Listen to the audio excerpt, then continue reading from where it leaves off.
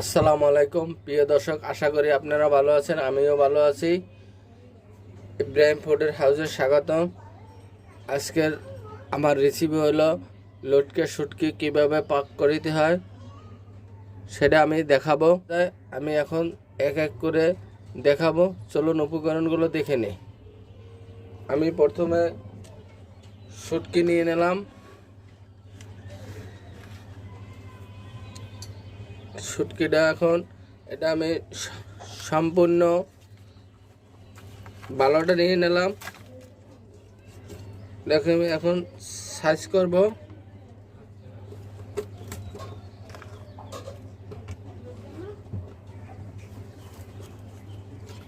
এরকম ছোট ছোট পিস করে নেব।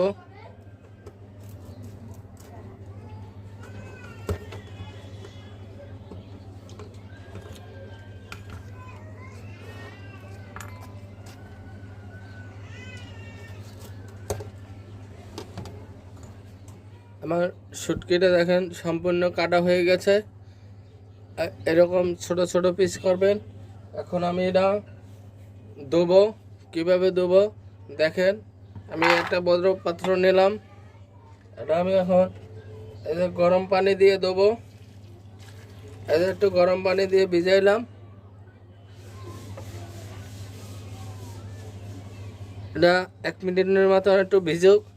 ভিজলে তারপর ধোয়া দিলে সুন্দর হবে।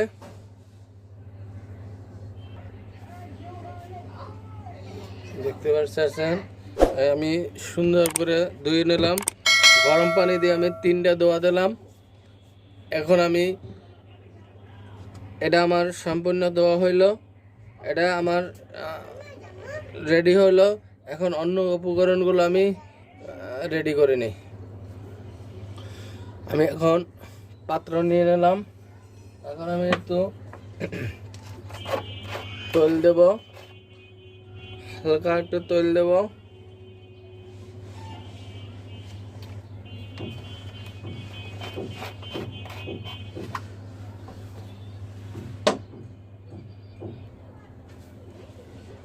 তেলটা আমার গরম হয়ে গেছে। আমি এখন বড় রসুন নিয়ে নিলাম। আমি রসুনটা দেব।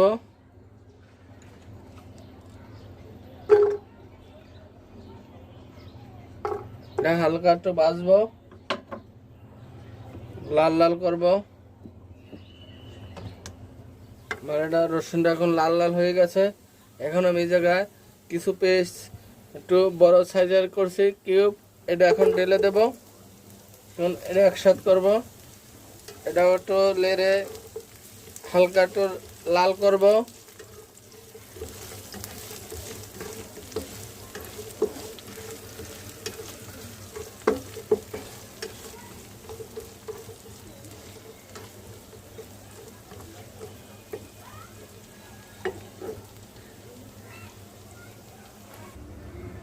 আমি এখন এই যে দেখছেন কত সুন্দর আমি এটা ধুয়ে নিয়েছি।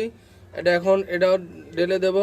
এখন এই পেস্ট আর এটা একটু ভাজি করে নেব আলাদা।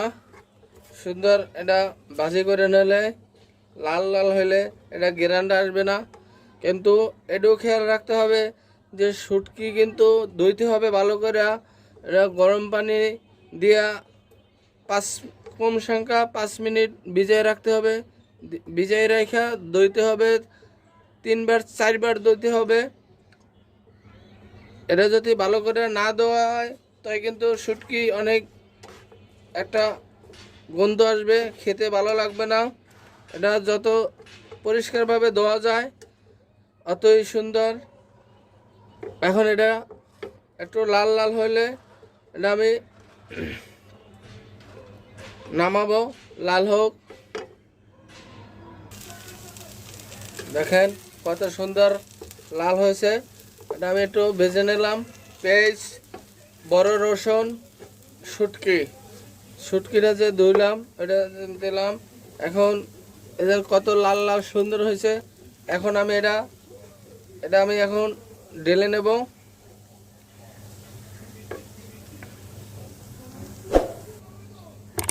আমি এটা এখন ঢেলে নেব একটা পাত্রে।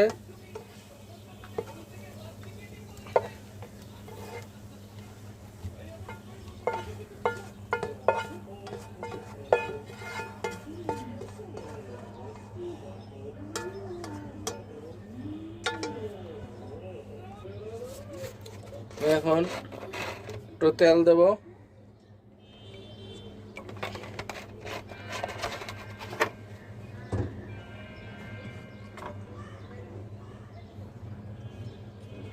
পেঁয়াজ দেব, কুচি পেঁয়াজ দেব।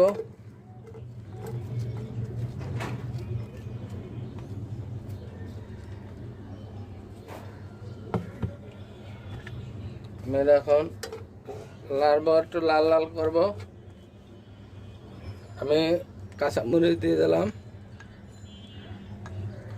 এটা লাল করব।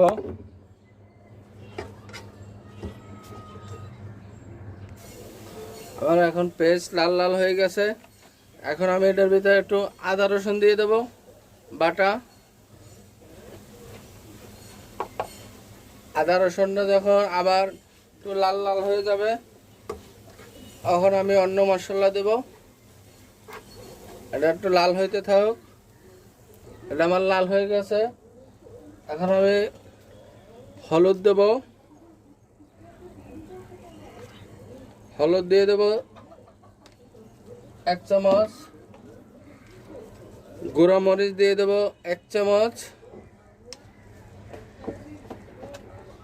ধনিয়ার গুঁড়া দিয়ে দেব 1 চামচ।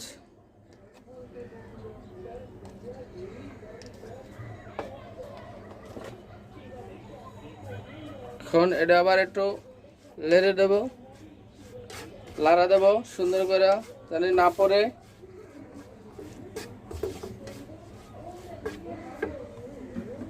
এখন একটু পানি দিয়ে দেব, অল্প অল্প পানি দেব। দিয়ে এটা পানি অল্প দিয়ে কষাবো এটা সুন্দর করে।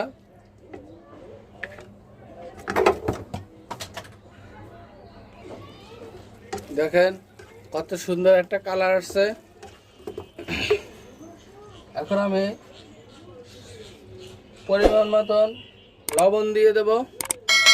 যতটাও লবণ পরিমাণ মতন দিয়ে নেবেন, বেশি হইলে আবার মজা লাগবে না। এখন আমি শুটকি ভাজা পেঁয়াজ রসুন যেটা আমি আগে ভাজিয়ে নিয়েছি, এখন আমি এটা দিয়ে দেব। এখন আমি এটা আবার দিয়ে একটু লাড়া দেব।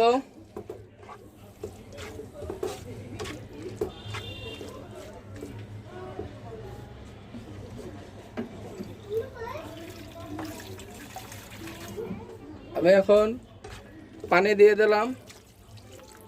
এটা সম্পূর্ণটা যখন পানি টেনে যাবে, তখন এটা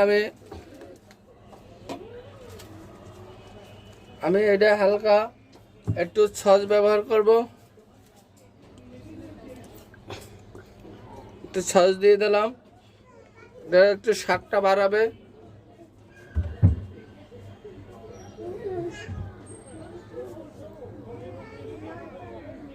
জাল হতে থাক।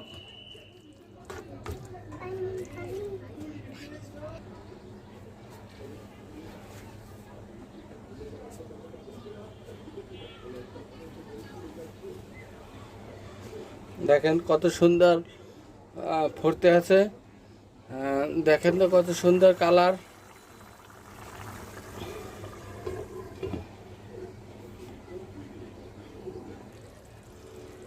আমার শুটকি সম্পূর্ণ হয়ে গেছে।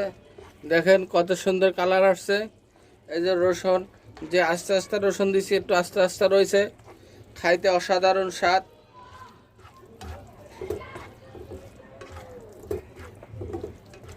আমার যদি ভিডিওটি ভালো লাগে, আপনাদের